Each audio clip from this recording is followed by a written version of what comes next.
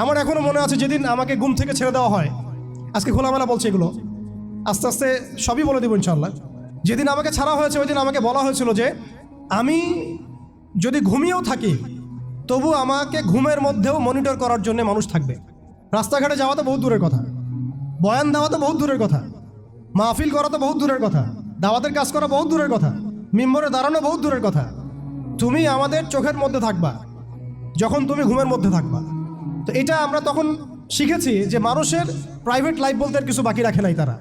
আপনি ফোন নিয়ে যা করতেছেন এভরিথিং তারা মনিটর করতে পারে, এভরিথিং। কাকে মেসেজ করতেছেন, অনেক ভাই তখন আমার সাথে দেখা করতে আসলে আমরা ইগনোর করতাম তার ভালোর জন্যই, বিকজ সে বিপদে পড়বে আমার সাথে দেখা করতে আসলে। এবং আপনি যেটা বলবেন সে বলার জায়গাটা আপনাকে দেওয়া হয় নাই, রাখা হয় নাই, আপনি ট্রিগারের সামনে আছেন। তো আল্লাহ পাকে সন্তুষ্টির জন্য কথা শুনেছি, অনেক সহ্য করেছি, মেনে নিয়েছি, গালি মন্দও খেয়েছি। আর এটাকে